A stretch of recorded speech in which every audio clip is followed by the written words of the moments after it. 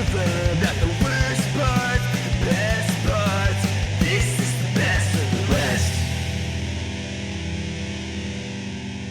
Hello, and tell me, do you bleed? This is Best of the Rest, the show where we take a second look at superhero movies that were poorly received upon release, but only talk about the things we like and what the movie does well. It's sometimes a challenge, but always a good time, and this week we are talking Batman v Superman: Dawn of Justice. My name is Chris Logan, and I am joined as always by my very own super friend, Andrew Williams. You ready to talk some BVS, Andrew? I am, yes. Yes. Yes. You like, that was the most wholesome title I've given you so far. I hope you appreciated that. Yeah, that's very nice. Thank you. This movie, if it was called, look, okay, we're going to dive into all the positives of this movie and everything it does well and everything that we like, but just up front, one thing that could have improved this movie for me, just a quick change to the title, Batman v Superman: Dawn of Super Friends. Yeah. It would have been nice. Would have been nice. Very wholesome. Nice. This is a big episode. This is one that we've obviously had on our schedule since we started this thing. We knew it would come around to it. Like we talked about a little bit already on our Man of Steel episode, the DCEU, it has its ups and downs. I think nobody can deny that. But the Zack Snyder movies specifically, most of them, just black and white, critically receptions are negative. But they definitely have their defenders, and if you go online, there's certainly people that are quick to trash them, but there's plenty of people that passionately defend them as well. So it's a little bit different than some of the movies that we covered that are more universally panned. These movies have their fans. They do. It's been a very interesting, just seeing this, because this is obviously, you and I watched this universe unfold in real time, basically. We saw Man of Steel be announced, BVS to Justice League. We watched all of that, and I vividly remember all of it happening. And this movie was it definitely split audiences and created a bit of a turning point for Warner Brothers when they were trying to figure out where to go from here. I think they were expecting this movie to be a certain thing that it didn't end up being, but ultimately that results in some really interesting developments that you really haven't seen in film at large with stuff like the Snyder Cut. But that's obviously a larger conversation for another day. But needless to say, an interesting moment in superhero cinema. Yes. Now, like we say every episode, if there is a comic book movie that you like that was poorly received upon release, we want to know about it. Send us an email, bestoftherestpod@gmail.com. Let us know your favorite performance, the best scene, why you like it, and when we cover that movie, we will read your email on the episode. You could also just jump into our Discord. There's an invite in the episode description, and let us know your thoughts there. We did get an email about Man of Steel, which we have already covered. That episode's been out, so the email came after we recorded that, but we're covering the sequel to that movie today, so I'm going to go ahead and read those thoughts that were sent to us, because, like we said, there are passionate defenders, and I think this email comes from one of those passionate fans. So this email comes from Jeff from Minnesota. Greetings, comic book nerds and movie geeks. I love the show and appreciate seeing the positive discussion about these genre films. While they may not all be masterpieces, I'd be sad to see the comic book genre fade away from the silver screen. Now, Man of Steel. He says, you have decided to review my favorite DCEU movie made, as well as my favorite Superman film. First, I'll put my 2 cents in for the Mark Strong Award. I believe that Michael Shannon's General Zod's performance was the best in the film. Hell yes, Jeff. 100%. While I appreciate every actor, all the scenes with Michael Shannon lead my attention to his performance. His gravitas overwhelmed anything else. He wrote that, not me. Much like the World Engine. How he spoke with emphatic purpose and held your attention through quiet mystery and fear of his physical and charismatic power. I agree 100%, Jeff. My favorite scene of the film is much more difficult. I will name 3, just to narrow things down despite having so many more. My 3, in ascending order from lesser to best, are the helicopter leaving the oil rig and Superman catching the collapsing structure. Very cool scene. Yep. Superman overcoming the World Engine while being beneath it. And finally, Superman violating his rule and killing Zod with his bare hands. When Kal-El had to, in a split moment, decide to personally end the last of his race, it was heart-wrenching. You could point out plenty of other moments, but when you see this scene, it is Zod and Kal-El left as the last two of their race. The Genesis Chamber destroyed, Kal-El and Zod must battle to the end, and Zod is left without purpose, so without any reservations. Zod attempts to kill innocent humans with his heat vision, and Kal-El must stop him. He snaps his neck and kneels down screaming in rage and pain at his choice. I'm not much of a crier, so to say this one makes me misty-eyed means enough. The feels created with him, Lois coming to his aid, and their embrace is amazing. Yeah, that is my favorite scene. The film is an amazing chance to see Superman beyond his cape and imagine him as a fallible human, choosing the best course of action and not always being a perfect idol as comics try to maintain that perfect image. Love the podcast. Keep up the good work. We certainly will, Jeff. Thank you so much for listening. Thank you so much for your email. Very passionate email. Obviously, very passionate about that movie. We love seeing emails like that because, again, most movies we cover, the general consensus is pretty negative, but we know there's passionate defenders because every movie has something to enjoy, right? Some are going to enjoy it a little bit more than others, and we love hearing from you. So again, thanks for the email. Anyone else, there's movies that you think we're going to cover? Send us that email. If you already covered the movie like Man of Steel, send it in anyway. We will read it on a future episode. But enough about that one. Let's move on to the sequel. BVS, Batman v Superman. Are you supposed to say Batman v Superman? Or does the V represent versus? Should we be saying versus? How do you pronounce this? I think it's Batman v Superman. I think that's definitely the intended title. Obviously, it sounds more like a legal brief with Batman v Superman. But yeah, I've always heard it as Batman v Superman. If this was a legal drama, that would be it. I would watch that. I'd watch Kal-El and Bruce Wayne in a courtroom trying to argue which superhero is better for the people of the world. Sure, why not? That's not the movie we got. That's not the movie that we are talking about today. And by the way, whenever we do talk about this movie, we have a long discussion of this film coming up. And Andrew, we got a special guest joining us on the episode. Do we? We certainly do. Thompson Conradi will be joining us for the breakdown of this movie, and Thompson, Andrew, they work in the industry. They work in visual effects, and they worked on Batman v Superman. That's pretty awesome. Pretty awesome indeed. So I'm excited to hear some of their inside scoops, learn how some of these shots were done, because we've been baffled by visual effects many times on the show, so it'll be nice to have an expert join us and just, in general, share their thoughts on the movie as well. Agreed. BVS was released March 25th, 2016. Kind of an interesting release date. You think of this, superhero summer blockbuster. March is a little early. That's kicking off the summer would be a generous way to put it. It used to be like June and July, like school's out. Those are the big movies. And then April and May started creeping in, but March, that's pretty early. Well, it was, and I remember when it was initially announced. I think it was in May, and I think what ended up happening is it sounded like Captain America: Civil War was going to go head to head with it. Basically, you had Batman v Superman and Captain America: Civil War that were supposed to come out, I think, mid to late May. It was the year of superheroes fighting each other. Yep. And ultimately, I think DC was the one that was like, you know what? So Marvel's got the track record. Marvel's got the history. Let's bump it up early. Make sure that there's no conflict. Make sure that and like you said, at that point, they're quote unquote starting off the summer. So the movie had a very large budget. The higher estimations have it at $300 million.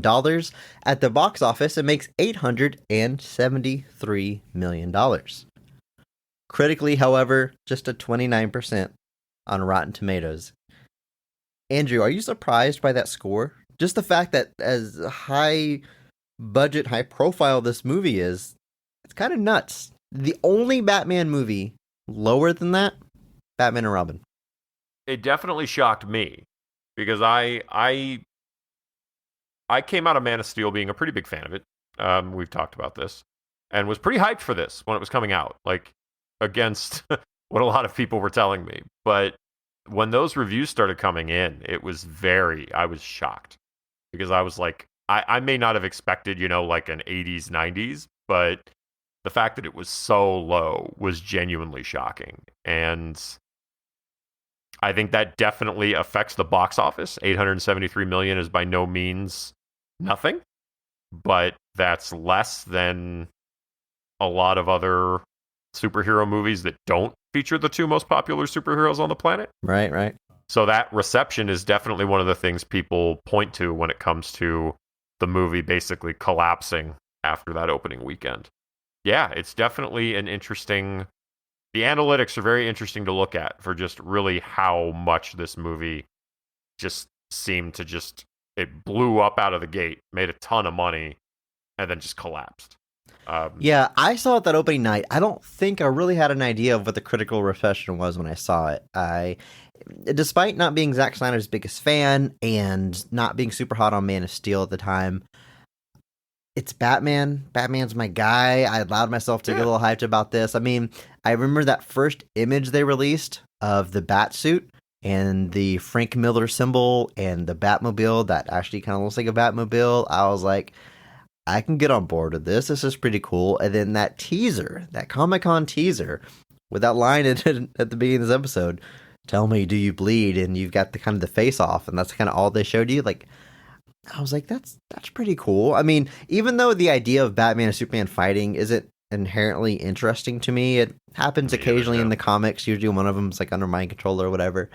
I don't really see it as like a classic thing, but regardless, I mean, like the two most popular superheroes in the world facing off at each other, or at the very least being in the same movie, is inherently a big deal.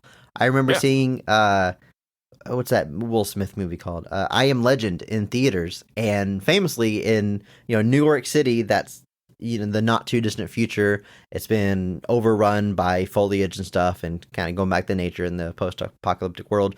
There is a billboard with a Batman and Superman logo on it, kind of hinting at not this movie specifically, but the fact that Warner Brothers was working their way towards a Batman Superman team up movie, and it was finally here. Well, yeah, and this is something that we've heard Warner Brothers talk about wanting for a very long time. There is it's their Dark Phoenix. Yeah, it's except they never got to make it once. This isn't the second shot either. They, like, as far back as in the aftermath of Batman and Robin, for almost 20 years, you essentially heard stories about the idea of Batman and Superman. I remember there's a couple of different scripts floating around out there. I read one by the guy who wrote Seven. I remember at one point, hearing Josh Hartnett was going to be Superman. I think Wolfgang Peterson was going to direct. So, like, a lot of stuff happened with a lot of different versions, and then ultimately they went in a different direction. So, but yeah, the idea of a team up with Batman and Superman has been something that Warner Brothers has wanted for a very long time. And they, like I said, they finally got to it. The movie is written by David S. Goyer, who we've talked about him before. No stranger to the show. No stranger to the show, no stranger to the comic book movies in general. That's almost his entire career. Now, there's also a writing credit on this movie by Chris Terrio. Technically, he rewrote Goyer's script. Chris Terrio, most known for his script for Argo, I would say. Maybe, at least critically, his most successful movie. Kind of sporadic with his credits, but mostly pretty high-profile stuff, mostly involving Ben Affleck. Yeah, it does Argo, and I think Terrio coming on board to this after Affleck got involved is not a coincidence. I think, obviously, Affleck and Terrio made a lot of waves with Argo. Argo won an Academy Award for Best Adapted Screenplay. And I remember when he got announced for this, I thought that was... Because, again, I too have not always been the biggest fan of how David Goyer approaches things. But hearing that somebody like Terrio from Argo was going to be coming on board, I only saw that as a good thing. And since then, he's had a few other credits, a lot of high-profile stuff, certainly getting his name out there. But yeah, I remember announcing him for this, and I was like, can't go wrong with this guy. Yeah, he was in line to do the Ben Affleck solo Batman movie before that was ultimately postponed indefinitely, whatever the official status of that movie is. But he was set to write that as well, but unlikely that ever gets seen. I believe that became Pattinson's The Batman. I believe that's what ultimately happens to it. Like, it's a project that started as a Ben Affleck written and directed solo Batman movie, and became a Batman reboots written and directed and starring completely different people. What is that ship that is referenced by Vision at the end of WandaVision, where you replace all the planks? Ship of Theseus, yeah. Yeah, it reminds me of that. Yeah. Is it still a Batman movie if we've replaced everything about it? The movie, of course, directed by Zack Snyder, and we've talked about him before as well, of course, on a Man of Steel episode. Don't need to go through his whole filmography again. All you need to know is he directs 3 kinds of movies: comic books, zombies, or owls. Yeah, pretty much.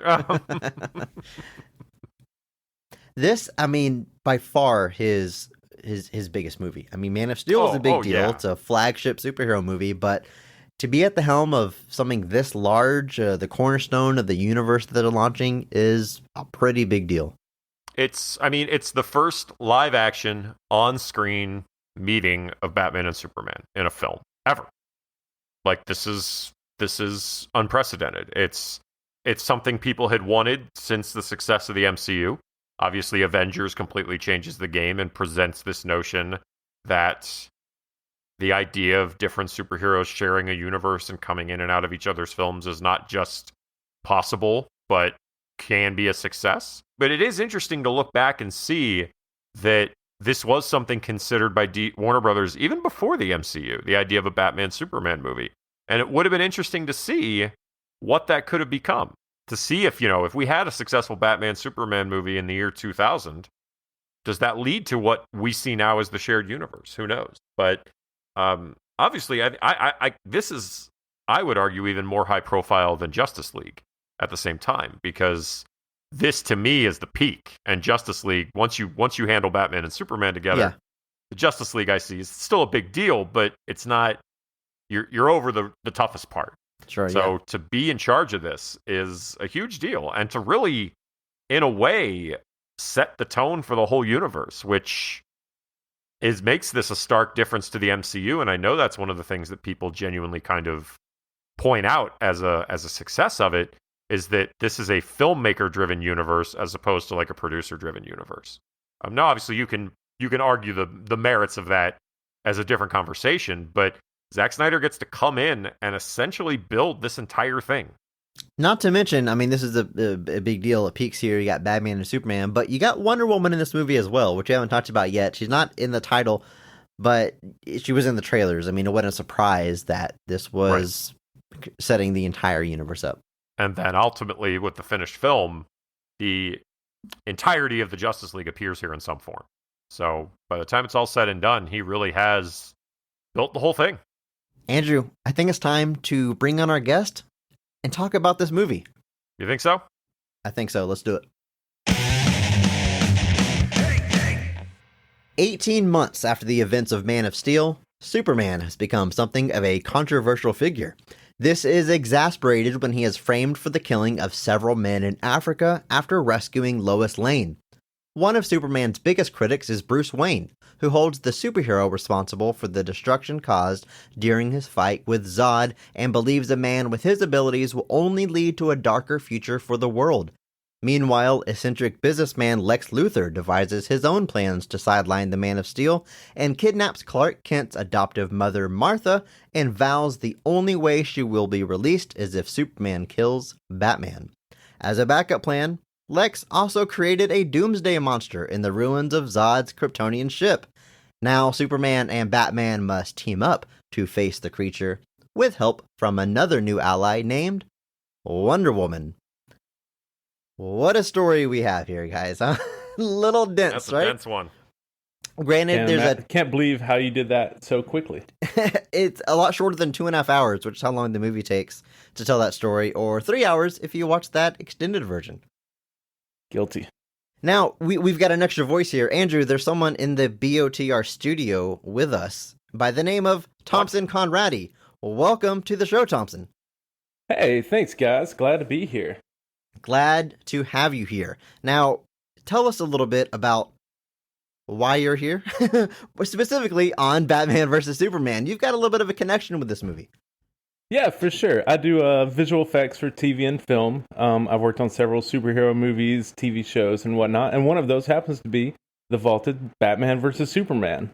I did several scenes for a company that does mainly UI integration for movies and whatnot, computer screens and HUDs and whatnot for stuff like that. So we worked extensively on some of the Batman Batcave interfaces and computers in this movie.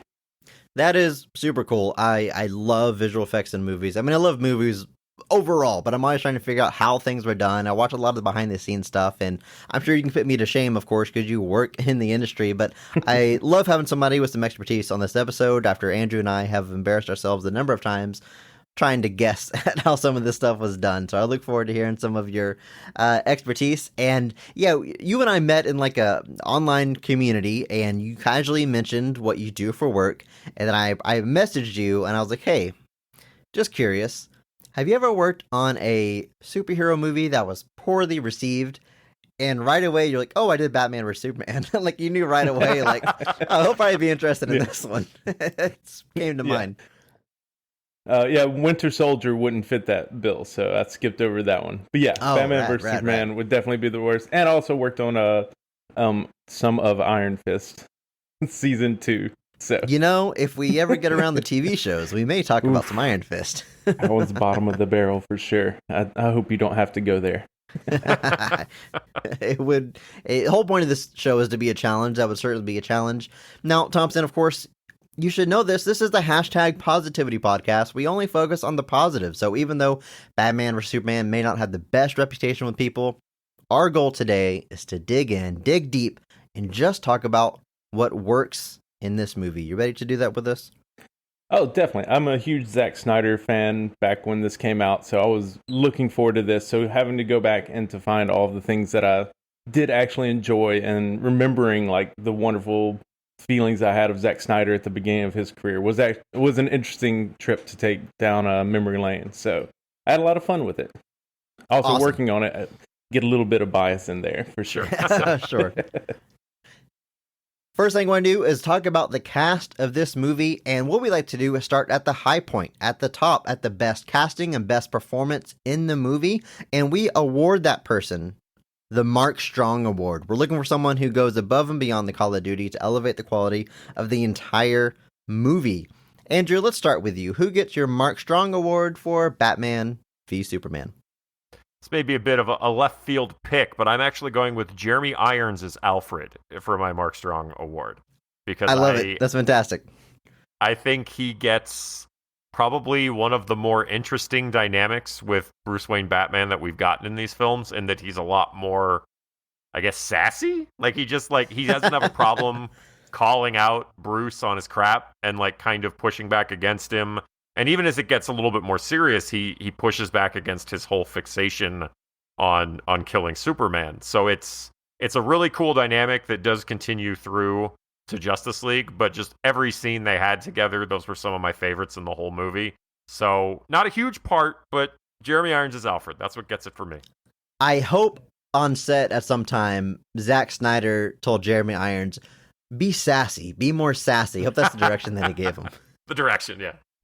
Yeah, I completely agree. He was 100% my Mark Strong award coming in as well. So I can't, oh, you agree? So he's getting two Mark Strong awards? That was fantastic. I've got it written down right here. Mark Strong award. Jeremy Irons just knocked it out of the park. Alfred is normally just like a vanilla blah character in the background, or they overplay it like Michael Caine in the Dark Knight movies. I feel like was too like pushy and too annoying, like amazing, but also like just shut up, dude, like too much. And Jeremy Irons was very like, he didn't take crap, but like he was like in there, he was flying the drones, he was like helping hack stuff, he was like helping with plans, he was integral to a lot of the actions that Batman was taking. You could tell that like they had a relationship that was very strong, and that like they really leaned into that like dark background of this particular Batman, where like, you have the killing joke with like Robin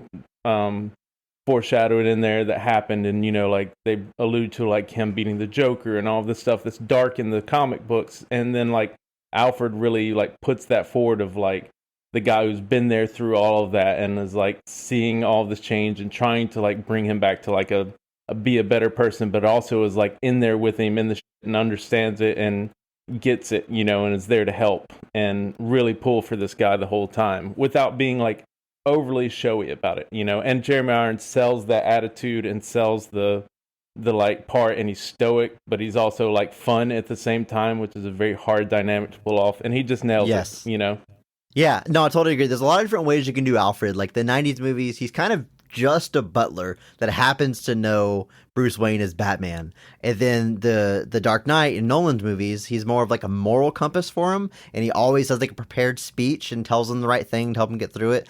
And in this version, he's much more hands-on with the Batman stuff, like doing the missions and being like command control. He's almost like part Alfred, part Robin, part Oracle, part everything in Batman's support system. And Jeremy Irons is great. I mean, it's probably not the first person that came to mind when I thought about casting a new Alfred, but once you see it, especially with this iteration of Batman, it works very well. Definitely one of the movie's strengths. Yeah, it's an interesting approach for me too, because there's a weariness to Bruce Wayne throughout this movie, obviously just having been Batman for so long, but there's this completely different kind of weariness to Alfred. Like these are both, like we mentioned, they've both been doing this for so long, but they both have very seemingly different attitudes about the fact they've been doing it for so long, and I think that's another great aspect of it there. Yeah, for sure. I can't believe y'all both picked Jeremy Irons. It's so awesome. The Mark Strong Award, very small. Like his screen time when I was watching it this time, I was very surprised how little actual screen time he got for how big of an impact in my mind he made in the movie. Because like he was a very big part of what I saw in the movie in my head, and when I was rewatching, I was like, oh, he's only got like 3 or 4 little scenes scattered throughout, sometimes just on the headphones even. So he really pulled like a huge, gravitas for what little he was given. Hey, we love that word, gravitas. It's kind of like when we watched Daredevil, Andrew, and like Michael Clark Duncan, you think back on it like, oh yeah, Kingpin. He's like the big bad. And then you watch it and his screen time is pretty limited. So, the Mark Strong Award is not always about screen time. It's not always about having the biggest effect on the plot. Sometimes it's just elevating. When you're given a small role, a relatively small role, and you make it that memorable, you elevate that role that you're given. That goes a long way towards the Mark Strong Award. And in the same vein, I'm giving my Mark Strong Award to Lawrence Fishburne as Perry White, because I love this performance. And Perry White is never... he's not even like he's a supporting character, sure, but not even like the B list character in the movie. He's usually like C or D. Like the Reeve Superman movies, he doesn't make an impact really in any of them, kind of in 4. He's just a character that's there. But whenever Lawrence Fishburne is playing him, like you notice, like when he's on screen, he's the star of the movie, even no matter how small the scenes are.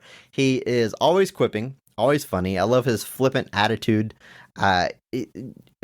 Quick down thing about the performance, and it's not Lawrence Fishburne's fault, but he has this line where he says, "Crime wave in Gotham. In other news, water, wet." And it's very funny in the movie, but like after this movie came out, I saw everyone using that joke, water, wet, very sarcastically online, and it annoyed the hell out of me. So I gotta hold him a little bit responsible for that. But otherwise, I mean, the man looks good in a suit. he looks the part. He's funny. It's great. Perry White is never a character I would have thought of casting Lawrence Fishburne or someone so high profile, but when you see it, he elevates that role tremendously.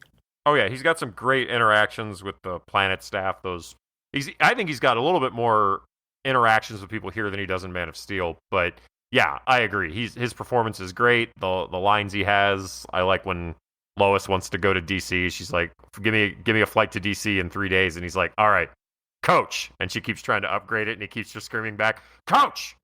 Yeah, no leg room. Yeah, I remember you guys talking about Perry White in the BVS episode, in the Man of Steel episode, and how like it was a surprise cast. I never really thought about it like that. But yeah, he does really good with what little he has, kind of in a Jeremy Irons way, like where it's like, you remember Perry White. Right. You don't, but like, I don't know why I remember him. He really was very inconsequential in 90% of the movie, and like his part could have easily been written out and the movie would have been exactly the same.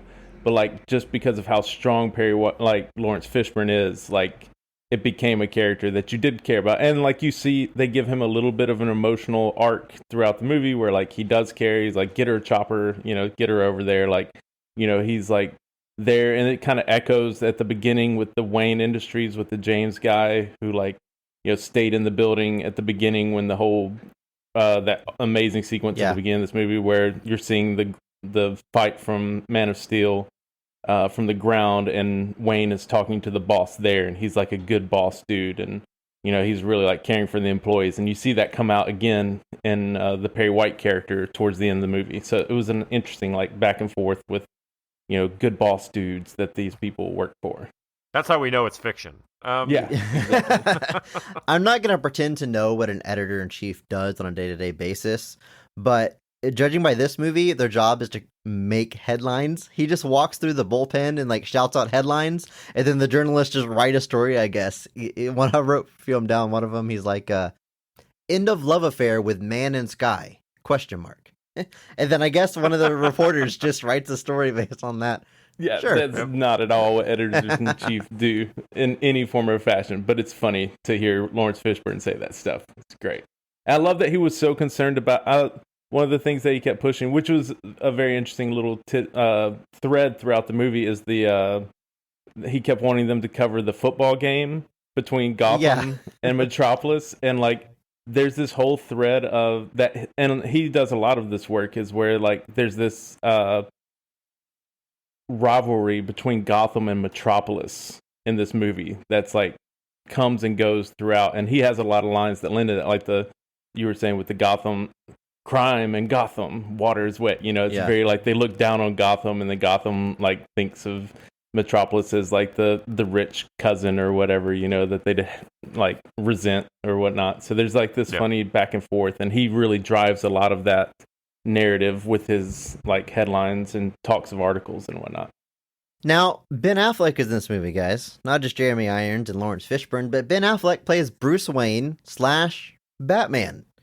This casting was a huge deal because the person who plays Batman is always big news, but when it was announced to be Ben Affleck, most of the internet was not on board, I think it's safe to say. Lots of jokes about Daredevil, and Batfleck became like a derogatory term.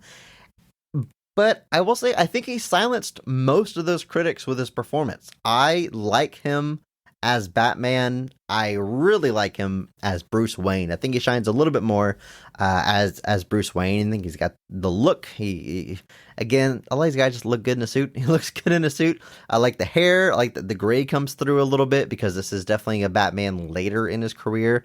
There's obviously a lot of parallels between the Frank Miller Batman of The Dark Knight Returns, which Ben Affleck is not nearly that old, but with the symbol and the suit that they give him, they're definitely drawing those parallels between like an older, rugged, been through the ringer Bruce Wayne, and I think he plays it very well. He does. I remember, and like you said, the casting was this big controversy, if that's the word we're going to use, because not just are you looking at Ben Affleck, who's got his own history, this is the person that has to follow Christian Bale's Batman at this point. So not just are you taking over the role of Batman, you're taking it over from somebody who has pretty much given the character his cinematic peak. So to have to follow that up is a big deal. And I remember there were other names thrown about. I remember Josh Brolin was one I heard more than a few times was thrown out for it, who's got his own kind of, before Thanos, his own rocky history of comic book movies. But both were kind of on a resurgent path where people had kind of reevaluated them and they both had a string of hits. But yeah, Affleck was coming off Argo. He was coming off some pretty heavy, some pretty well-received films. So he was on the rise. And like I said, it was definitely not without its controversies. But I think if you're going to point to something in this movie that's an issue, I certainly don't think it's him. And I'll get the hot take out of the way right now. Ben Affleck's my second favorite Batman all time in this movie. Nice. Hey, there you go. I think the biggest problem superhero movies have, I don't know if you guys have like come to this conclusion watching all of these questionable superhero movies. The issue for me is that too much focus on the superhero aspect and not enough focus on like the conflict of a person having to try to live a normal life while being a superhero. That's what I think the problem with all the Superman movies lately has been. You're not focusing on Clark Kent. Superman, impervious, super being, not interesting. Clark Kent, impervious, super being, trying to pretend to be a normal human, that's interesting. And that's what made the old Supermans with Margot Ritter and Christopher Reeve so interesting, was it was the focus on that. And then the Christian Bale performances, like, they literally just talk about throwing away the Bruce Wayne persona the whole time. They're like, he doesn't do it. He goes out to dinner one time and puts some models in a fountain, and then that's it. But in this movie, like, you really see a lot of Bruce Wayne, and it's really well done, and it adds a lot to the character, I feel like, of him having to interact with people on a face-to-face basis as Bruce Wayne. I feel like he's Bruce Wayne more than he's Batman in this movie, and I think it really lends a lot to the role and gives you, like, that well-rounded Batman experience that we've missed during the Nolan movies, which were gorgeous cinematic masterpieces in their own right, but I didn't particularly enjoy the Batman character in those movies because I felt like it was too focused on, like, the Batman aspect and not focused on, like, the philanthropy and the dual life of being, like, a well-known, millionaire in this town, and also, like, a well-known crime fighter, and having to, like, keep those lives separate. Yeah, I mean, that's like the character of Spider-Man. Like, his entire appeal is trying to live a life as Peter Parker and as Spider-Man. So yeah, you can get a lot of mileage out of that story. And that's a good point. I mean, Ben Affleck has played a lot of shades to the character. He's had to play, of course, Batman, of course. And then he's got Bruce Wayne, like, his human side, and Bruce Wayne, the performance. Like, when he's at Lex Luthor's party, he's, acting drunk and trying to throw people off his trail so they don't know that he's actually there to steal stuff from Lex's computer. He gets Ben Affleck plays a drunk guy very well. Very well. I'll leave all the jokes aside there, but a lot of different shades to the character. So yeah, he gets a lot to do. I don't think it's that hot of a take to be your second favorite, but I gotta ask now, who's your favorite Batman? Oh, Keaton all day. Yes. Yeah. Keaton, 100%. Keaton, Ben Affleck. I don't think you can really count the Adam West style Batman into the whole thing. I know a lot of people like to try to drag the 60s one in, but it's so distinct and different. Its own thing, yeah. I think you can group them with the Joel Schumacher Batman because they're so similar in tone as far as, like, the cheesy, like, fun 50s Dick Tracy style Batman kind of thing. But otherwise, like, it has nothing to do with the Batman of, like, the 90s. It's hard to say that Adam West was playing the same character that Ben Affleck is playing. Exactly. Ben Affleck is playing here. I get that. I mean, I don't think you can really. It would be disingenuous to lump him into the other groups with that. So, but yeah, I would say Keaton, Batman, Bale. That's we love Michael Keaton on this podcast. We've established that he's the greatest actor of all time. Michael Shannon is also the greatest actor of all time, though. We get I've noticed. We get that award out a lot. Henry Cavill returns as Clark Kent / Superman. Honestly, not getting as much to do here as he did in Man of Steel, which I guess makes sense. That was his solo movie, but I feel like he kind of gets sidelined a little bit by Ben Affleck in this movie and Batman. But overall, the biggest takeaway I had with Henry Cavill after watching Man of Steel was, like, he has the look. The dude looks like Superman. Obviously, that hasn't changed. The man looks unreal with that body that he has, and the chiseled jaw and everything. And it's good. I mean, we got to emphasize, I guess, more that, like, this is like a different take on Superman. It's definitely not the classic Superman, the Reeve Superman. It's definitely not. We get a little bit more. We're playing on that kind of moral quandary that Superman finds himself in, where he has to ask himself, am I doing more harm than good? That's kind of the balance that he's trying to determine in this film that leads to him kind of going on this weird moment where he kind of leaves being Superman and meets up with Kevin Costner in the mountains, and has this kind of realization that he needs to come back. But yeah, we're definitely looking at a different Superman.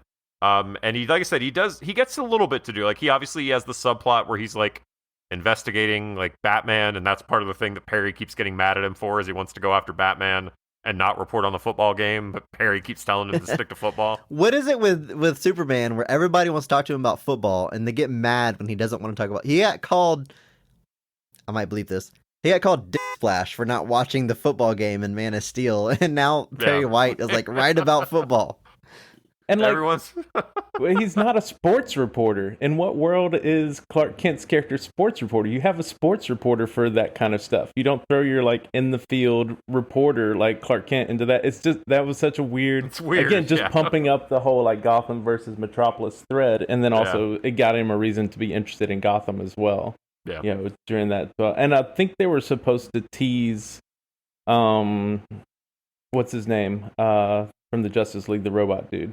Cyborg. Like, I think he was supposed to kind of be teased in that football sequence, but then they pulled it back at the last minute because, like, that's his character was the football player, you know, for them. So I think it was supposed to be teased and that kind of pulled back, so that plot line kind of fell flat, you know, in that way. But they left it in because there was so much. Weird thing to keep getting mad at him for. Yeah, for sure. And I think it does a great performance here for somebody with so few lines. He does a lot of like as Joey on Friends would say, smell the fart acting, where like he's just there when something happens and then has to make a face that like responds that, like when Congress blows up and like he's just standing there in the fire just looking like just tired of all of this crap and like everything's burning around him. He's just like looking up like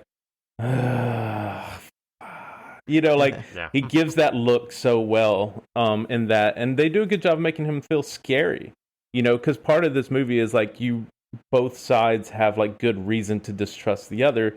Batman more than Superman. It felt a little manufactured in that way, of course, but like, you know, they made Superman look very scary, like when he rescues Lois Lane and she like puts her hands down and he just like plows through that guy before he can pull the trigger, like 5 walls deep into the building. It's like a scary moment, like the quickness at which like he moves and the way they show it really shows the impact. And like, so there's a lot of those moments in this movie where like you see him as like a threat almost, you know, if you were the bad guy. And he does a really good job of pulling off like he's Superman, he's like this good guy, but like he makes you feel scared because of how powerful he is, you know, which is the point. So he does a really good job of putting that across. There's a lot of times where he just hovers in the air and just like lets people stare at him, like during a montage where he's rescuing people, which I ultimately like the montage, but there's a moment where like there's a big flood and there's people standing on their roofs and they're excited because he's there to save them, and it's a really long shot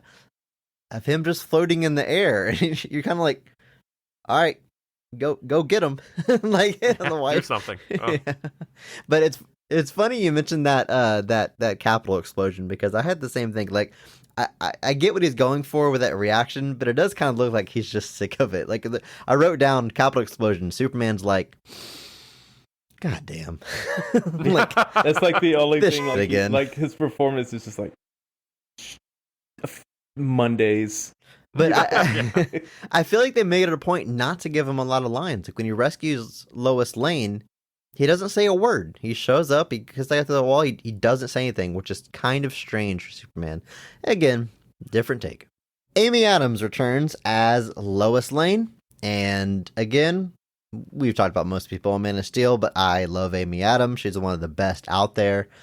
A little bit less to do here than in Man of Steel. The script, it makes a few attempts to keep her involved in the story throughout. She's even there, like in the final fight of the movie. She's got a side plot trying to figure out who set up Superman in that rescue scene at the beginning of the movie in Africa. So she gets a little bit of investigative reporting to do, but what can you say? It's Amy Adams. Yeah, Amy Adams. Yeah, she got one of the best actors in the business. I agree. And her plot does like let you. It's hard to follow this plot in the movie, and her character is really good at kind of got like breadcrumbing you through like, oh, this is what's happening, without having to just like spell it out. You know? Right. So, and she does a good job of that. And the bathtub scene with her and Clark Kent that's a really like sweet moment in an otherwise emotionless, you know, void in the middle there, and that they were like really good together, like good chemistry in that little scene. Which was nice. I was about to say, what about this? What about this bathtub scene, Thompson? Where are you going with this? It's a very sweet moment between them, and she does a good job of like, you know, being that emotional rock for Superman to like bring him back to like positivity about humanity and hope and whatnot. So, Jesse Eisenberg plays Lex Luthor, or Lex Luthor Jr., they kind of imply. Maybe it's not the classic Lex Luthor we think of, but his name is Lex Luthor. He's the villain of the movie. He's meant to be Superman's arch nemesis, and boy, talk about a different take on a character. He is certainly making some choices. Hashtag Positivity Podcast. I'm just going to mind you guys of that. Andrew, what do you think about Jesse Eisenberg in this movie? Why you got to do that? Why you got to throw it on me? Why you got to put me in the spot? No, obviously he's playing this in a much more manic way. There's a lot of kind of like a hyper energy to him. Like he's always kind of talking. He's always moving his hands. Not quite Zuckerberg. I think even Zuckerberg is a little bit more reserved than this. Yeah. But with this, it's that high energy, and that making him so much younger looking than like Bruce or even Superman. It's an interesting choice. It obviously sets the character apart because you've obviously got some big comparisons to people like Gene Hackman or even somebody like Clancy Brown from the animated series in the 90s. So if you're going to go in a different direction, that seems to be the way they go here. They are looking for, like I said, getting that manic energy in there. And I think as far as how they're playing the character, I think Eisenberg is running with it. I think he's obviously kind of having a good time, but obviously this is not your classic Lex Luthor, and I know that this is obviously another kind of point of contention amongst this film. Yeah, I think, Jesse Eisenberg, great actor. Awesome. I mean, Social Network, easily the Mark Strong Award winner in a movie full of great performances, and I really like him in The Squid and the Whale. It's legitimately one of my favorite movies, probably, and the dude is just great. He always has sort of a neurotic, manic, uncomfortable in my own skin energy, so obviously that's what they wanted. That's what you get when you cast Jesse Eisenberg. Mm-hmm. And I I will mind myself, hashtag Positivity Podcast. I think it works really well sometimes. I guess what they're going for is that like Lex Luthor isn't the type of villain to beat you with his muscles. He beats you with his mind, so he's not imposing physically. But I really like the scene at his house at that party where he's like giving this speech and he's like rambling and everybody is like, what the hell are you talking about, dude? Like he can't connect with anybody on like a emotional human level. And I think that really feeds into him hating Superman, who is a perfect human being. So I think that is seated really well. I'm not going to tell you that I think every scene with him works, but I would point to that one as I can kind of see the dynamic they're going for between Superman and Lex Luthor. I really enjoyed his performance in this. I know a lot of people like came away hating his character, and I'm not going to speak to the writing and the lack of motivations and the gaps there, but I felt he played it well. It's like if Zuckerberg and Woody Allen had a kid and he became a supervillain. Not the worst idea in history. But he plays it really well. He keeps up that energy, which I can't imagine was easy to do. He plays so, like in that speech, he was just eating Jolly Ranchers on set the whole time. That's what got the sugar I love up. that Jolly Rancher scene so much. I know everybody hated it. It was I just like the balls to do that scene is so great, and to pull it off so well, it was awesome. The guy who took the Jolly Rancher really deserves like a micro Mark Strong. I hope he got a bonus for that performance. Micro Mark Strong, I love it. Just like taking the Jolly Rancher to his lips, like so perfectly.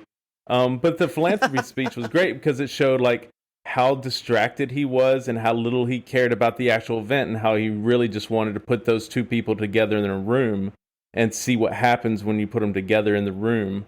And so he didn't care about the speech. He was just kind of like, oh, I have to talk to these people for a minute. I don't care about any of this. I wanted to get Clark Kent and Bruce Wayne in the room together. And that's the reason we're here, So. I love he says, I think it's the party, he says, ahoy hoy, I did not know you were here. He says ahoy hoy, which I associate with The Simpsons and Mr. Burns, how he answers the phone.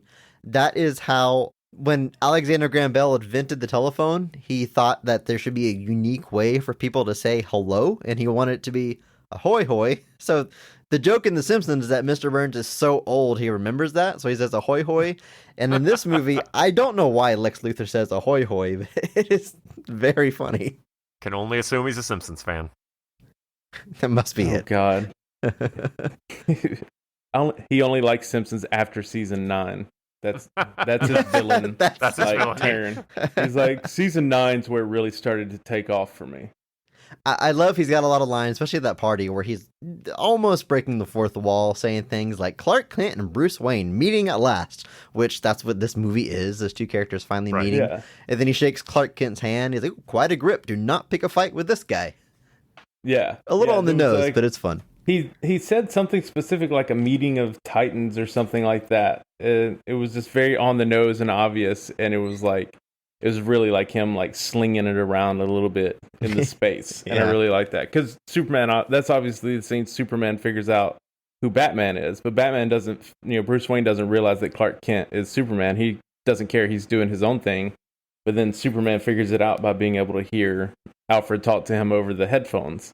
And so that's an interesting moment where it's like one person gets like the leg up. Diane Lane returns as Martha Kent. Again, of course, just by nature of the story, the role's reduced a little bit from her previous outing, but still wonderful. It's still Diane Lane. The character leans a little bit more into that Pa Kent, the world doesn't deserve you. You don't have to be Superman. She tells Superman, you don't owe this world anything, which, how many times can I say it? This is a different take on these characters, so Yeah. the dynamic there's a little bit different. But obviously, she loves her son. All she cares about is her son. She wants her son to be protected. She sees Clark Kent as her baby boy, and not as the rest of the world sees him as this godly character. And she plays. It's Diane Lane. I mean, of course, she does a good job. What more can you say? The only thing she really gets to do is that scene where she's like scared of getting lit on fire by the blowtorch guy for whatever reason, and then Batman like rescues her. And he's like, "It's okay, I'm a friend of your son's," and she's like, "I figured." The cape. The cape. Like it's like she really like nails that like little scene. Yeah. Holly Hunter is in this movie as June Finch, a U.S. Senator from Kentucky. She's in about half the movie before getting blown away, but I love Holly Hunter. I love every Holly time I Hunter's see her. She's fantastic. No stranger to the superhero world, obviously. And I love Raising Arizona. I watched that recently with friend of the show, my wife, and Andrew, Raising Arizona, Nicolas Cage, Holly Hunter, who gets the Mark Strong Award? Oh, don't do that to me. Don't do that to me. It's a toss up. I wouldn't argue with anybody who goes either direction. I'm gonna say Holly Hunter right now because I love this woman. I think she does a good job here. It's funny. This is going to be a little bit of a backhanded compliment to another character in the movie, but I kind of find her more intimidating than Lex Luthor. Like, whenever they're talking to each other, like, I would be more scared of Holly Hunter being mad at me. She plays the politician very well. Yes, she plays. She's like because she's put in this weird position of being like that government figure that has to be wary of Superman, and I think she does a good job here. She's, like I said, she's in a good chunk of this movie in the first half of it, and is kind of given a lot of really interesting scenes and a lot of really interesting moments where she gets to stand like toe to toe with Lex Luthor. And like I said, I think she comes out, at least in those, she doesn't ultimately come out as the winner, but in those scenes, like you said, she's almost the more intimidating one. She's amazing in this. I hated her so much watching this again this time. With the political climate nowadays, like her character is so infuriating to watch now as that like self-serving, like cult of personality. I want all the attention. I'm doing whatever I can to get this attention. You really feel like she doesn't care about like any of the stuff. She's like, it's like political theater to her. It's the McCarthy trials, but with Superman, and she sells it so hard. And the whole time I just wanted to like punch her, and I was like, that's a good performance when like you want to when you have like a physical reaction against a character. And she's just so, and it's like it's kind of tough because like Lex Luthor is obviously the villain, but like she feels more like a villain to in the film because obviously you're rooting for Superman, so like her doing this whole thing like seems very antagonistic, obviously. So, and like you said, she's very intimidating, and very like slinging her power around. So yeah, she just nails that role. Now, this movie, it's a huge movie. There's a deep cast. We don't need to go through every single little name, but there's definitely one more we got to mention. Gal Gadot as Diana Prince / Wonder Woman, who I think is only called Diana Prince in this movie, but come on. We know who she is. That's Wonder Woman. It's interesting that she's in this movie at all. And she was in the trailers. They didn't keep it like a secret or anything. And of course, casting these days, the internet, everybody knows who is playing who. So as soon as Gal Gadot's on your screen, you know she's cast as Wonder Woman. You know that character is going to be Wonder Woman. But she's, as far as the DCEU superheroes, this might be my favorite casting. I think she's synonymous with the character. She is Wonder Woman to me as far as I'm concerned. This movie, it's a lot more Diana Prince versus Wonder Woman. You being the sexy woman at the party that gets everybody's attention, but she's up to something a little extra, we find out. It's a great debut for the character. Yeah, I think she looks good in the debut here. Obviously, I think her solo film is where she really kind of fruitions into the character, but this was even by detractors' stance, she was fantastic. She was one of the best parts of the movie, regardless of how you felt about the movie at large. And yeah, I think it's a great casting, and I think it's a good kind of test for what we're going to get from her later. Yeah, she came on the screen immediately, like you were completely captivated by her. I mean, she's obviously a gorgeous woman, but her presence was really like you just felt it as soon as you saw her the first time. You're like, let's follow her. Get a camera on this woman. Let's see what she's doing. She's incredible. But I was very, again, like the Jeremy Irons thing, she's in so little of this movie, but you remember so much of her performance that she's only in really 4 scenes. You see her at the library. You see her later when she gives the hard drive back to Bruce. You see her on her laptop, and then you see her at the final fight. And that's it. And most of those scenes are less than like 5 or 10 seconds of her, but she stands out so much. And obviously she has the best, and this movie has an incredible orchestral score.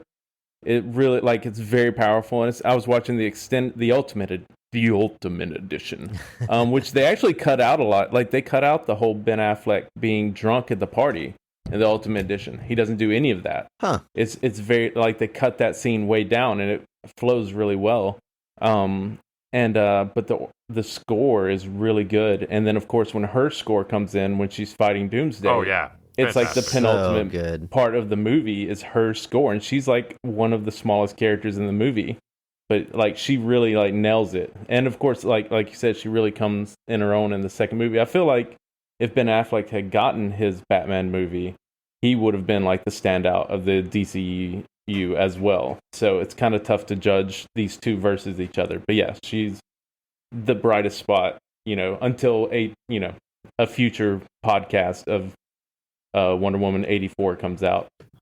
We'll get there one day. We'll get there. But for now. But yeah, that theme, I edit myself. The theme rules. That just the guitar, I can hear it in my head. Yeah, it probably sounded better than my voice just now, but every time it's played, like it gets me like fired up. It again, it's arguable that she's the best casting in the DCEU, but I think that theme for her, it's better than any of the characters in the DCEU. It's just so good. It's one of my favorite superhero themes. In fact, to jump ahead a little bit, we got some messages about this movie on Twitter. Phil from Missouri slid into our DMs about the movie, and this is all he said. He said, "For Batman vs. Superman, I believe this movie gave us the incredible Wonder Woman theme. Gets me so pumped up. Still the best theme song for a comic book movie, in my opinion." So his positive take on this movie, that's all he focused on, was Wonder Woman's theme. This is where it debuts, and it's awesome, and I agree. I love it. It's so good. You can't argue that it's not the best part of the movie. Like, you can watch this whole movie, and that's a solid takeaway, is that the best part is the Wonder Woman theme. It's awesome. So, well, let's jump into the movie. Let's talk about some other best parts of the movie, the best scenes of the movie, and of course, we're going to start at the high point with our favorite scene of the movie. What I want to know is, when is this movie firing on all cylinders? Andrew, I'm going to start with you. What's your favorite scene of the movie? I actually really like the street level scene we get towards the beginning with Ben Affleck. Basically, his debut as Bruce Wayne as he deals with the street level ramifications of Superman's fight with Zod. I think approaching Batman from that perspective, showing him on the ground there, is an excellent way to seed his distrust of Superman, because it's not, when you're, Superman and you're above it all, it's easy to be detached. But for Bruce Wayne, we see that this is a very personal thing. This is not just him hypothetically kind of thinking about what somebody like Superman can do. It's witnessing it firsthand and seeing the tragedy firsthand. He sees, his employee Jack, like he's talking to him on the phone, I think his name was Jack, but he sees him perish in this. The people that he tries to help, the people he tries to save, all of that, I think, is just a really good way that if you're going to do this, it's a good way to establish that Batman doesn't just hate Superman for no reason. There's an actual warranted justification for him to be like, this is bad, and this could be very troubling. So I like that aspect of it. I like anytime we see our superhero being a hero, even when they're not like in costume. Like he's just Bruce Wayne, but he's running into this destruction. He's trying to do what he can. He's in the thick of it. Yeah. Yeah, totally agree. That scene is incredible. It doesn't start the movie off, but it's a great way to like introduce the adult Ben Affleck for sure. Right. For sure, yeah, the adult Ben Affleck. Adult Ben Affleck. I think on Twitter or Reddit somewhere, someone did like a side-by-side of the scene in the beginning of this movie where Bruce Wayne is looking up at the building and he sees like their heat vision blast through a building, and the scene from Man of Steel where you're on the inside of that building and Zod and Superman are fighting, and it lines up like the pattern that it shoots in. Yeah. Pretty cool little detail. And this movie doesn't point it out. This movie doesn't show the Man of Steel scene, but the fact that they put in that much effort and didn't make it a point to highlight it, like someone on the internet was able to, of course, line it up, figure it out. Very cool attention to detail that I super appreciated. Yep. Well, Thompson, how about you? What's your favorite scene in the movie? The one that you described was incredible. It's definitely up there for me as well. But since you've already taken it and you already took my March Strong Award winner, I can't agree with you every time. We're very simpatico, but I'm going to have to say that the fight scene between Ben Affleck and Superman, it's just so well done. The stakes are huge in that fight. The way that it builds up and that they make you believe that Batman can overcome with intelligence and detective work and hard work, fight a god basically.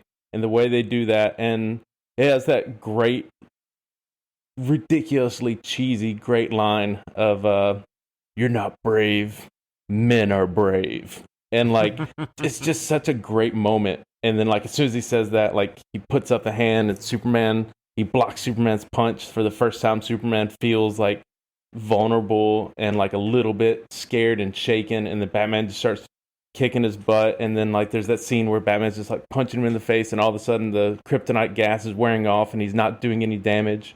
And he sees it and he's like, oh crap, that didn't last as long as I thought it would. And then gets sent through 4 walls with the punch and has to put the stuff in there. It's a constant back and forth of he starts out with the sonic pulsers at the outside and the guns just to kind of throw him off. The sound waves, that's my favorite part of the fight probably. It's all together really good, but on paper, Batman vs Superman is for some reason this iconic fight. But when you think about it, Superman is all powerful. Batman is famously just a guy with gadgets. How does it even the fight? So the lengths that he goes to get the upper hand is very creative. But specifically those sound waves, because what I love about it is that it's raining and you can see the rain get affected by the sound as well. It's such a cool visual to see the rain suddenly go sideways when he starts blasting Superman with all the sounds to disorient him. I can't imagine how many versions of that they put through to people like me.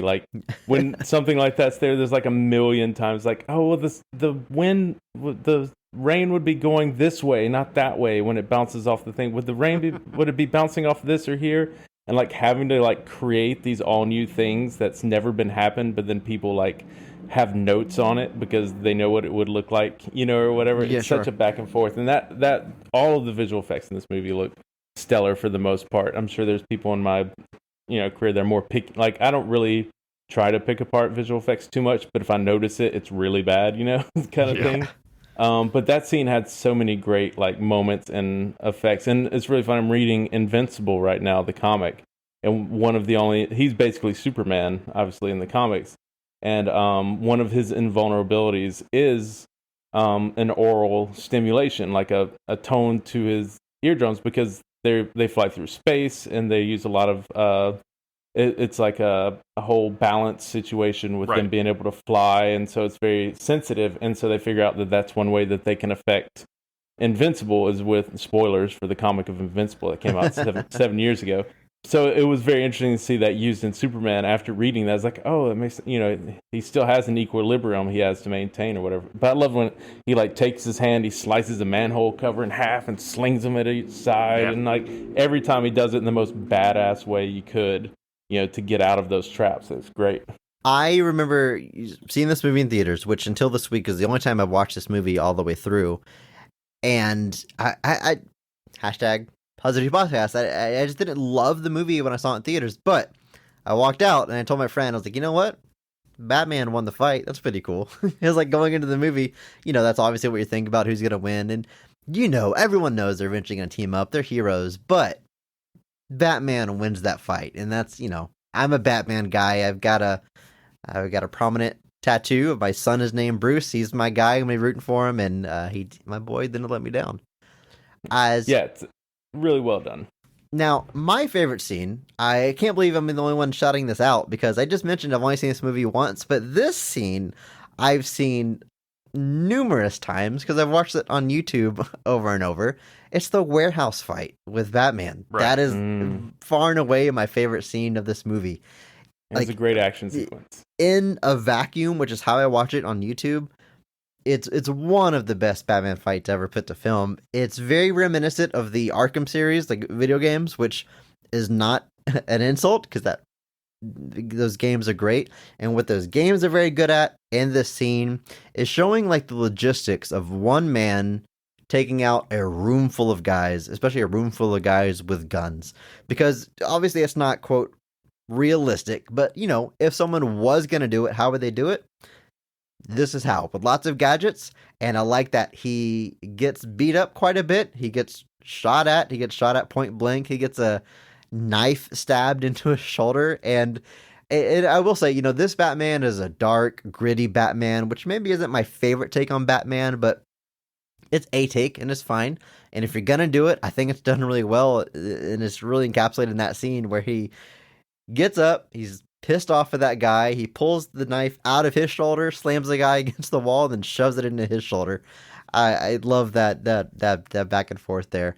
But it's awesome. The scene's rad. And he makes a move after he does that looks like he's like, I don't know if you guys noticed it. I noticed it this time. He stabs the guy in the arm into the wall, and then he goes to like punch him again, and it cuts before he nails it, and it looks like he's punching him right in the groin. I don't know. Like, talk about insult to injury. It's like he just gets this real pissed off look, and then like does like a really low blow, but it feels like really low. You're like, Jesus, Batfleck, come on now. He's been through enough. It's when he pulls through that wall and gets that guy with the blowtorch through the wall at the end, or gets the guy with the big LMG. Yeah, it's so good. Yeah, that scene is very visceral. It's awesome. Yeah, and I love that end where he's like, "I'll do it. I'll kill her," and he's like, "I believe you." And so, okay, does Batman go too far? Does he kill people? Yeah, maybe. But you know what? From an action scene standpoint, I think it's super rad. I love it. I've watched it a ton. Still my favorite scene in the movie. I don't get the whole Batman doesn't kill people thing that people tried to latch onto. I think it was the Nolan films when people started to actually like talk like that.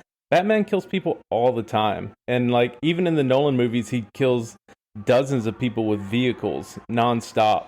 But then when he's fighting, he's like, "Oh, I'm not going to kill you, but I'll run over your car with my roller and blow it up and explode it on a freeway." There's a scene in The Dark Knight where he's on the Batpod and he's driving down an alley and there's those kids going pew pew, acting like they're shooting. And then he goes down and he blows up all the cars. And I always think, like, Batman, how do you know there's not people in those cars that you're blowing up? Exactly. Now, Thompson, you said it already. The movie doesn't open with that scene of Bruce Wayne going to Wayne Tower because it opens with a scene that we've seen a few times in film. Bruce Wayne's parents getting murdered in the alley. And I know this is another point of contention that I hear brought up a lot about this movie. It's like, we get it, we know the story, we don't need to see it again.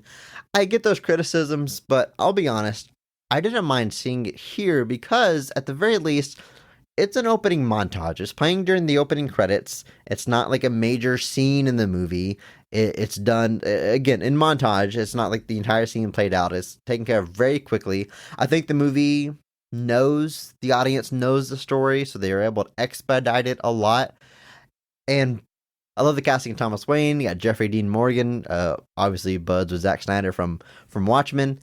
And the pearls getting caught on the hammer of the gun. Okay, that's a little silly. But other than that, I really like that scene. Yeah. Yeah, totally. It's like one of my positives that I wrote down for the film was you're introducing a brand new Batman for the first time. Ben Affleck it's his first appearance on screen, and they get through his entire backstory. I've written it down, 4 minutes and 53 seconds, and that's all you need. Like, hey, look, here's Batman. You know him, you love him. He's coming in. Yeah. Like, it's darker. It gets silly when he gets lifted up by the bat tornado. And he's kind of floating. Bat tornado. Yeah. Obviously, it's a little metaphorical. I don't know if that's in all the editions or just the Ultimate Edition. No, it's in the theatrical too. Yeah. That's my favorite sci-fi movie, Bat Tornado. Bat Tornado. Yeah, great. It's not as scary as Sharknado, but a lot more guano. Those are our favorite scenes. We also got an email on this movie from Jeff from Minnesota. Now, we read an email from his early in this episode on Man of Steel, but he also wrote in about BVS. Greetings, my fellow comic and film fanatics. The Batman vs. Superman film, I enjoyed the film, but it seemed like a combination of two movies. The new DCEU Batman origin story, an expansion of Justice League setups, and a Superman sequel. I must say, the Lex Luthor portrayal from Jesse Eisenberg wins my Mark Strong Award. Eisenberg has either lots of practice or a bit of a pigeonholed role as an eccentric, neurotic person, sometimes rich and sometimes not. He takes those portrayals into Lex Luthor, from his awkward speech at the gala to the private conversation with the senator foreshadowing the events to come. He has such great mannerisms, and his speech cadence screams to his believed intellectual superiority. But a close second for me is Jeremy Irons as Alfred. Look at that. My favorite scene Almost is 3 for 3. It's 2.5 Mark Strong Awards. Does he surpass Chris Evans now? Anyway, my favorite scene is an action scene and portends the future of the franchise when Batman, Superman, and Wonder Woman team up to defeat Doomsday. It's such great action, teamwork, and visuals when they use their seasoned battle styles with their abilities to fight not just individually, but with each other for the first time. Also, they tend to fade in and out the themes of the characters during important or highlighted moments, and I love Man of Steel's music and Wonder Woman's music as well. As do we, Jeff.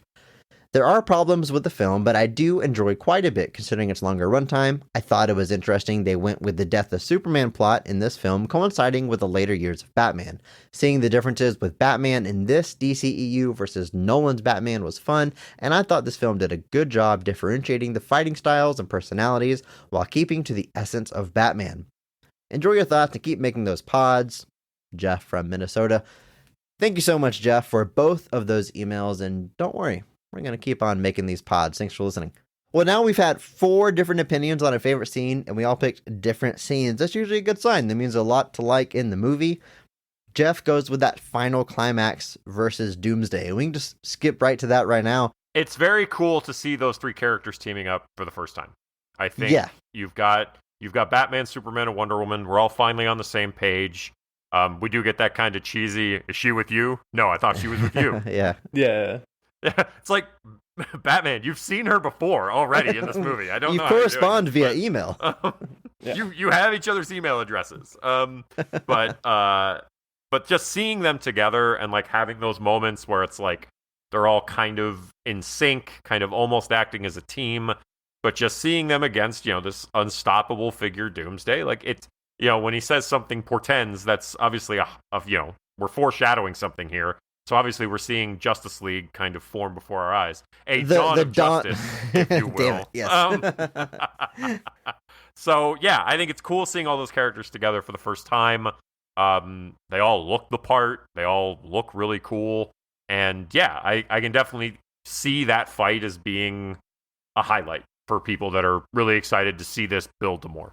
I really like the way that all the characters differentiate each other from each other. Like Batman is very like, he has to stand back, he has to hide. Like when there's that explosion, he has to run and hide under the stuff. And Superman just stands there, and Wonder Woman uses her shield. And then you've got like in the fight sequence, Batman's very like, you know, he's trying to use gadgets to distract. He's running around, more or less distraction. Wonder Woman is like having fun. She's back in her element, fighting like a big god character. So she's like smiling and laughing and having a good time. And then like Superman's just has this like importance in his like actions where he like knows the stakes of this are like super high. So they all have like different motivations and ways of attacking the situation, which makes it a very interesting dynamic. I love Wonder Woman's confidence because Superman's like, he's from another world. She's like, I've fought things from other worlds before. I guess it's fine. I got this. Yeah.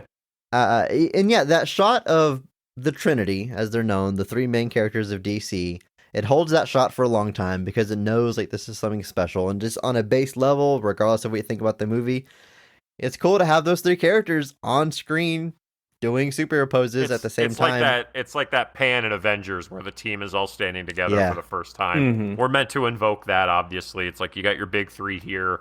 We're all ready, and we're going to fight Doomsday, which is another one that Warner Brothers has wanted for a long time. You know, they've been talking about, like, even before Batman Superman, Warner Brothers has wanted a Death of Superman movie. Pretty much ever since the comic happened, Warner Brothers has wanted that in a movie. So now they went 2 for 1, and they put them both into the same movie. It's a weird way to lead into a Justice League It is. team up by killing the main character of the killing Justice League. Superman, yeah. It's a bit of an odd move. We have but, to form you know, the Justice League by killing its main member. by getting rid of Superman. Yeah.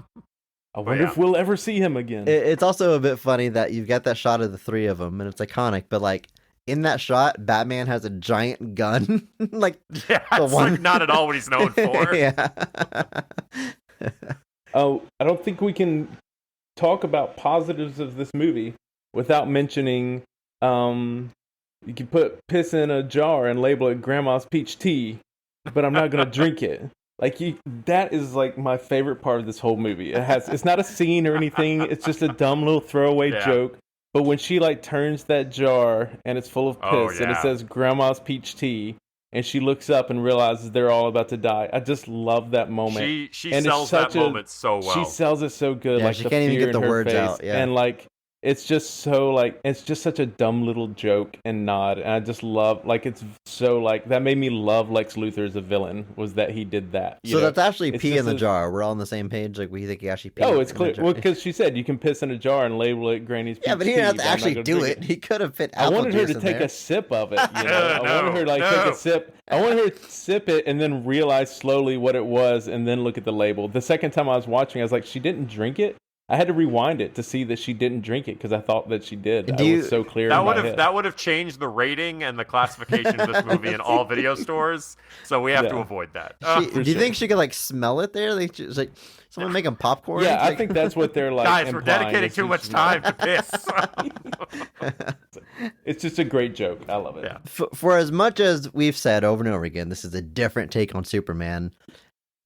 The Batman's not too far off. It's a specific take on Batman, but there's a lot of different ways you can do the character. There's a lighthearted Batman, there's a dark Batman, there's a gritty Batman. So it's certainly on the darker side, but there's nothing about the character that is like, is slapping the source material in the face, if you will. It's one thing I do appreciate is, Affleck has the Batman voice, which it's like Batman's always had that voice, but ever since like Christian Bale's turn, it's almost become like its own thing. And what I like about this movie, one thing I'll give this movie up on gets above Christopher Nolan's movies, is that in the Nolan movies, in Batman Begins, Christian Bale as Batman is just deepening his voice. Like, it's just Christian Bale playing a voice. And then in Dark Knight, they start manipulating his voice like in post. And it's like it's electronically altered or whatever. But they never explicitly say that in the movie. And it kind of became like this joke because he'll be dressed in Batman and he'll just have like, not talking to criminals, have like, normal conversation, but it's got this deep gravelly voice coming out because it's being altered. This movie goes as far to show like there's a microphone that's in his suit, and Jeremy Irons is like playing with it at one point, and he puts it on and he does the voice. So it's like showing us very explicitly how this voice is coming out and that it's a microphone, and I appreciated that little touch. No, I agree. I like that. Bat gadgets are awesome. So anytime you can throw in a new bat gadget, I'm sold for sure. Also, Batmobile in this movie, highly underrated. Loved it. So much fun. It was just in that one scene, but the design was gorgeous and it was like terrifying and visceral. I enjoyed it. It's definitely like kind of a bridge between a classic Batmobile and the Tumbler. Again, I love the Nolan movies, but I never came around on the Tumbler. It's fine. It's functional. I get what he's going for, but I never looked at it and thought that's the Batmobile. And so this one is still kind of, kind of like military, like that one. But it's got a little bit more style, it looks a little bit more like a prototype car. I think Keaton's is probably still king in my opinion, but this one's pretty good. Yeah, for sure. Pretty cool. I really like, as much as you can like dislike a lot of Zack Snyder's stuff, and as he got on, like he became kind of one notish or whatever. But there's one thing that you can't really take away from Snyder movies is that he respects the source materials, and there's so many little references and like thing thrown throughout, like the Killing Joke thing with Robin's suit and that, and then when you're in the warehouse where he's fighting Superman and there's the Riddler question mark, and like just little hints of like other Batman comics and references throughout the movie. I'm sure there's a million that I missed because I'm more of a Image Comics guy than a Marvel or DC guy. But there's so many little references in there to other incredibly important Batman stories and villains and heroes and stuff. And he does that in Man of Steel as well, like you guys talked about with Guardian call sign in there. And so I think he's really good at bringing in that stuff. Watchmen obviously was like a page by page remake. Yeah. Totally missed the point of the comic, but he page by page made it. Yeah. And it was really beautiful, and it was really like, in his mind, respectful of the source material. Alan Moore would obviously disagree, but just like all of those little notes led to like filling out the Batman character in the background for those of us that have enjoyed like Batman comics and Batman as a character over the years. So I think he did a really good job of making me believe that he likes Batman and respects Batman, So. Yeah, it definitely makes the world feel bigger. Like obviously it helps this feel like this is a lived-in Batman. Like we're not just watching, because it'd be easy to just drop Ben Affleck and say, "Oh, it's been Batman forever," but have it never really feel that way by putting in these little nods and hints and the Robin suit and things like that. You can see from the context that it's not just saying this is a weary Batman who's been around the block. You can feel it too. You see it. So yeah, that's a nice touch that definitely helps it feel like a bigger universe. I love that Batman is like this urban legend. Like everyone knows he exists, but he's still like a mystery and a big deal. There's that scene where the cops are arriving on the scene where Batman has saved those women who were possibly being held captive for whatever reason. And they walk in on Batman torturing that guy and branding him. And then that rookie cop looks up and he sees Batman like on the wall. And then Batman escapes through the ceiling. And the other cop shows up. He's like, I saw him. I never thought I would see him, but I saw him. And they always call him the Batman. Like he's like like I said, almost like a mythical character. And I like that. I like that, criminals are often scared of him. And he's, the whole point of putting on the Batman persona is to create a larger than life character. And he's obviously done that in this world. Yeah. And the as cheesy and horrible as the pose Batman is giving when the cop shines the flashlight at him. It's kind of weird. I do love that scene. He's just like sitting there like, like your friend who watched The Crow too many times. He's just like perching up in the corner. And he's just like, but I do love that, like the whole mythos behind it. And the other, when he shoots at the other guy, he's like, how about you not shoot the good guys?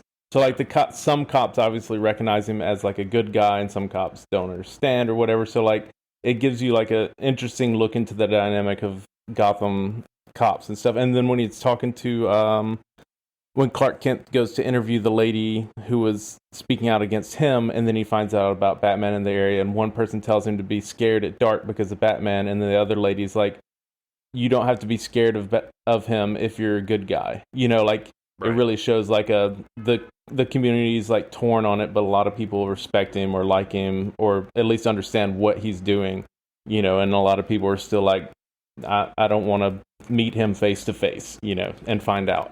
So this movie, and I'm curious how often Zack Snyder has done this, but in Man of Steel, there was a Wilhelm scream, and they do it again in this movie when the Batmobile's on the docks and he crashes into a car and it flips. There's a Wilhelm scream, and it's always funny, but I don't know if that's really the time it's supposed to be laughing at a scream.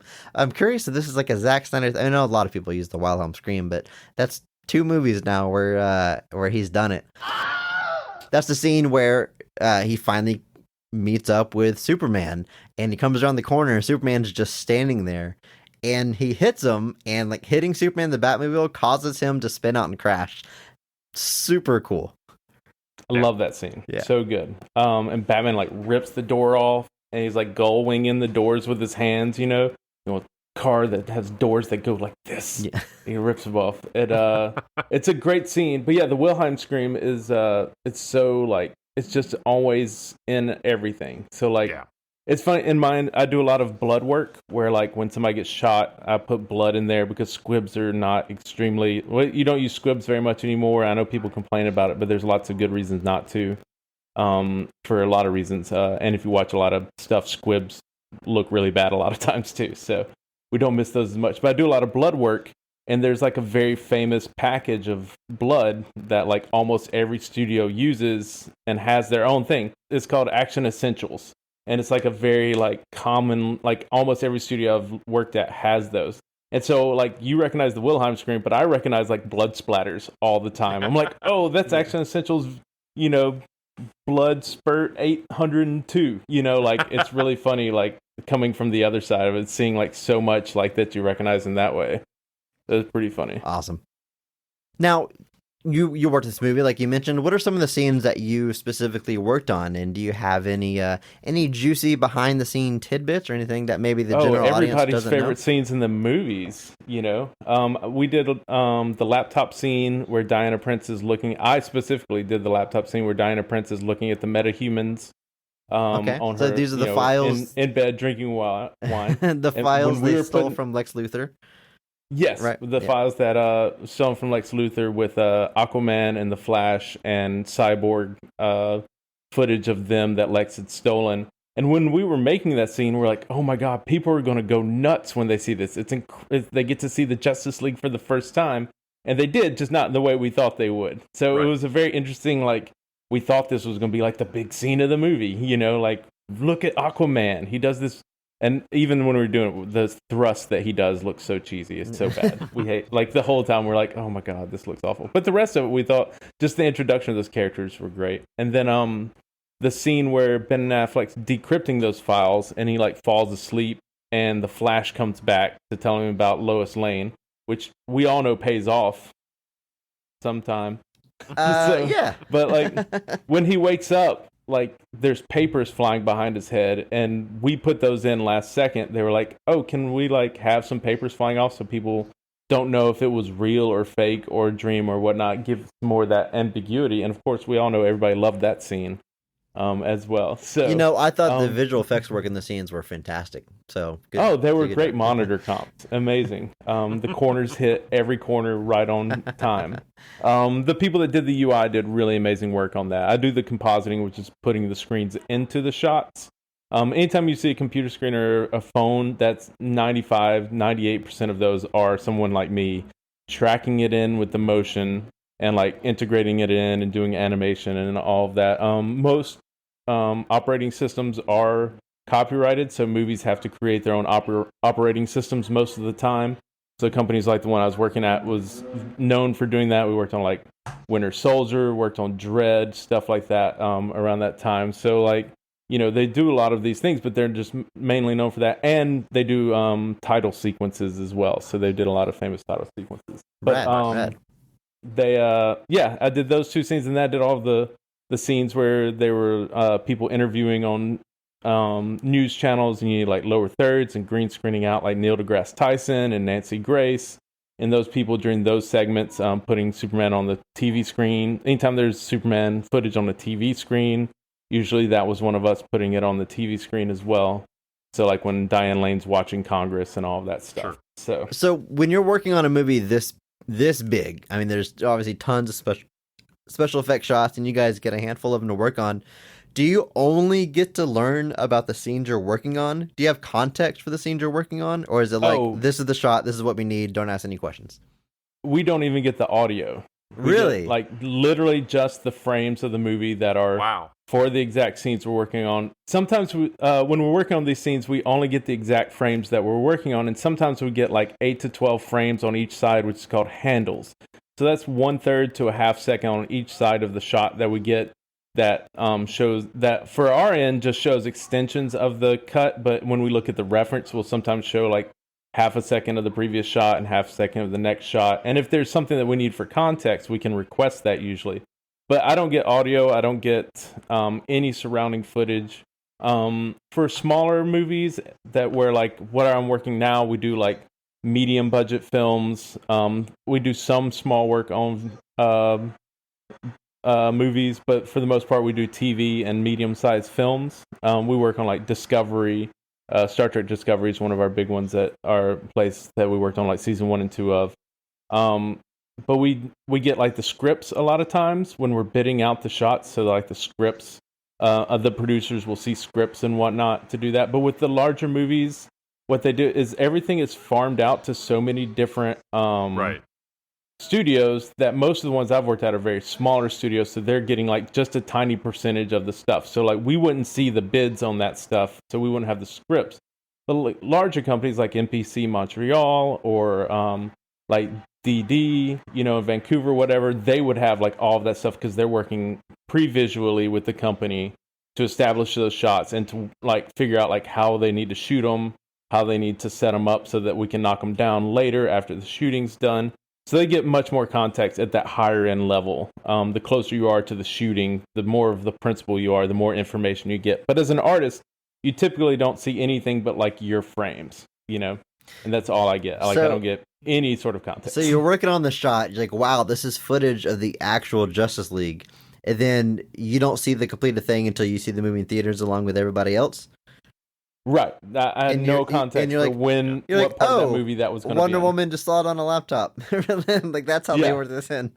Well, I mean, I put it on the laptop, but I didn't know it was like three-quarters the way through the movie right before the big fight. Like, I didn't have any context of when I imagine that was going to be around the halfway mark, I didn't think it was going to be so late in the movie. Right. Yeah, it's like Diana Lane, like it's just Diana Prince seeing this shouldn't be like they made it much more of an afterthought, than we expected when we were doing the work, So yeah, we get no context, which is tough sometimes when you're working on something that you really enjoy. Like I worked on True Detective season 1 before anybody knew it was going to be a big hit. Yeah. I did that last scene in True Detective where he's stabbed in the stomach and the camera's panning up and I had to remove like dolly tracks and stuff like that from where they had set up for the shoot.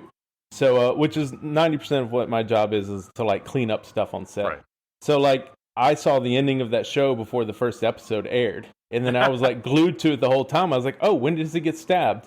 And it's like, oh, the last episode, I worked on like some of the one shot scene in that show where like they do the one shot through the drug den or whatever. Yeah. And I did like, at the end, there's a helicopter shot and I did a lot of cleanup on the helicopter shot there and stuff. So, but we don't get context. We don't know when stuff, we'll know like an episode number if it's a TV show, but we don't know why or what. And it doesn't matter for the most part, unless if it does, they can give us more context most of the time.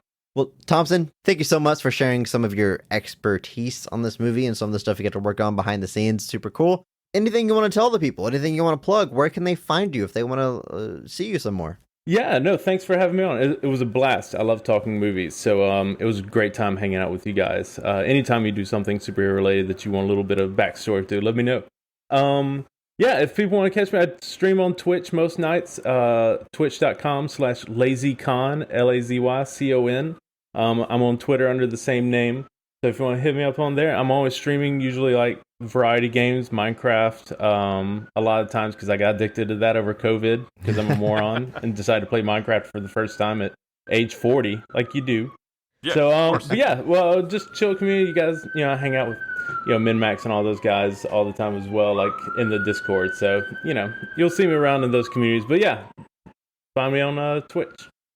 Thanks again, man. We really appreciate it. I'll throw a link in the description, so go check out LazyCon online. And yeah, thanks again for being here. Yeah, for sure. Thanks for having me, guys. It was a blast. Well, Andrew, that's BVS. It's finally here. We talked about it. It's done. I not to speak for you, but I think we're similar. It's not certainly our favorite superhero movie. I will admit, revisiting it, I did find more positives than I initially thought were there. Definitely just going in with this perspective that we have for this show, I was able to find a few more things to appreciate. And the warehouse scene still rules. That's always fun to go back and watch. Yeah. Obviously, there's people that are very passionate about this movie. What Jeff's email certainly proves that. And I don't watch this movie. I'm not like dumbfounded that people like it. Like you're watching superheroes fight. You're watching this epic story play out. I totally get that it works for some people, and it doesn't surprise me. Yeah, like Thompson, his favorite part is the titular fight. Yeah. And yeah, thanks so much for Thompson for being on. That was a lot of fun. Look forward to more guests up in the future. If there's anybody out there that you would like to hear on our show, let us know and we will reach out to them. Or you know what? Let them know. I say, hey, check out this podcast. I think you would like speaking with these guys. We certainly would enjoy having them on. Yeah, definitely. Send them our way. Send us their way. Please do. And please leave us a review on Apple Podcasts. It helps so much with the algorithm, helps our show get discovered. And we just like hearing the nice things. And whatever you write in that review, you can bet we are going to read it here on the episode. I'm still keeping an eye out for international reviews. So far, they've only been from the US, but we know we've got listeners out there. I see you in Germany and France, Ethiopia listeners still going strong. I see you. China, leave a review. If English is not your first language, leave it whatever language you're comfortable in. I will read it how you write it. And remember, maybe not every movie is great, but all movies have greatness. Thank you to Mark Benavides for singing our theme song. Follow him on Instagram at NotThatMarkAnthony. Thanks to Mitch of Depressed to Impress for the music. Check him out on YouTube and twitch.tv. Thanks once more to Thompson Conradi. Check our episode description for where you can find him on social media and follow us everywhere at BOTRcast. Thank you.